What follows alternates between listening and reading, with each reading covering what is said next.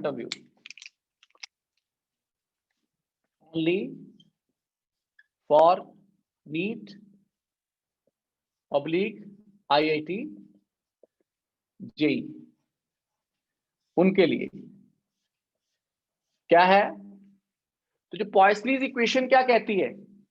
सबसे पहला Poiseuille's equation है volume of a liquid flowing पाई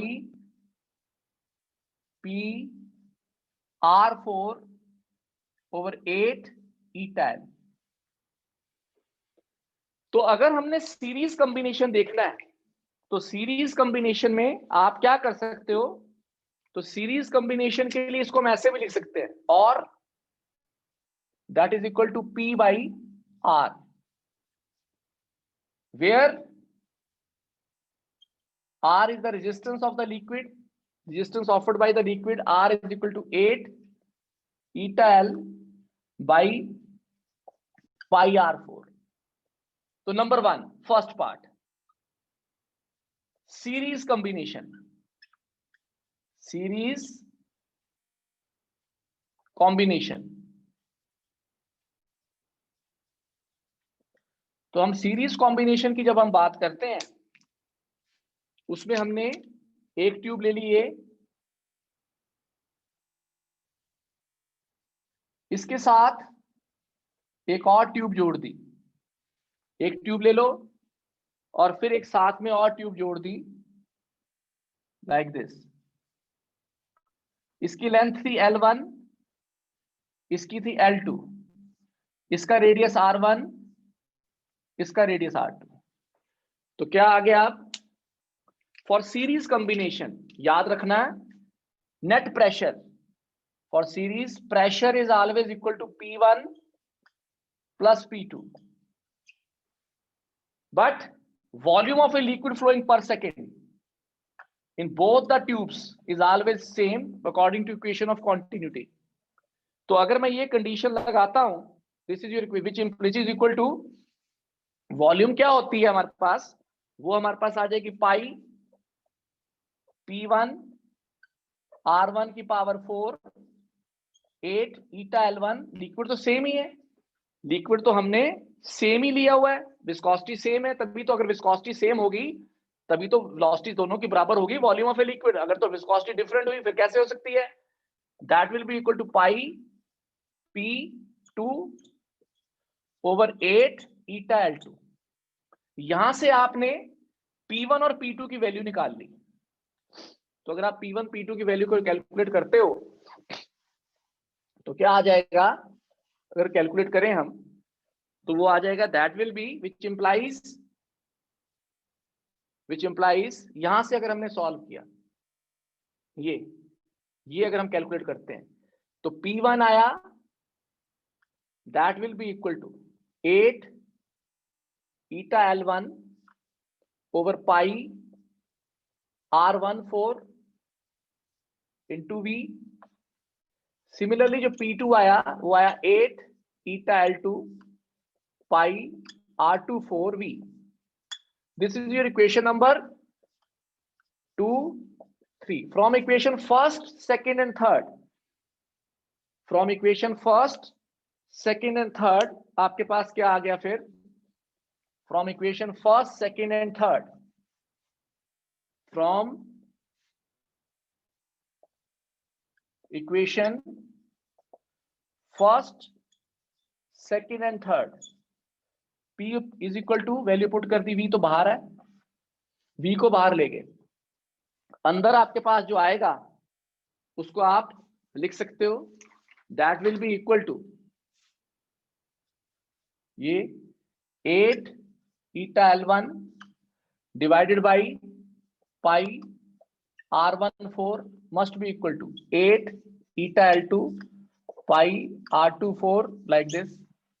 लेकिन अभी तो हमने पढ़ा था, लेकिन जो V बाई P है या P बाई V आपने भी पढ़ा था कि अगर हम V को देखें, यहां से अगर हम V कैलकुलेट करें तो जो V है वो आ जाएगा P volume of a liquid flowing, that will be equal to V is equal to नीचे 8 eta L1 pi R14 plus 8 eta L2 by R4।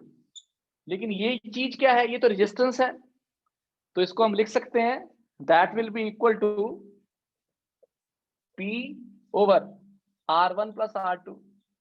इसका मतलब तो सीरीज में water resistance, this is called water resistance, क्योंकि हमने माना था। तो इसका मतलब क्या चीज सीखी हमने यहां से, तो हमने क्या चीज सीखी कि सीरीज में, इन सीरीज, अगर सीरीज में पाइप्स हैं हमारे पास, कैपिलरीज हैं छोटी छोटी, तो प्रेशर P1 प्लस P2, पहली बात। दूसरी बात, वॉल्यूम दोनों का सेम।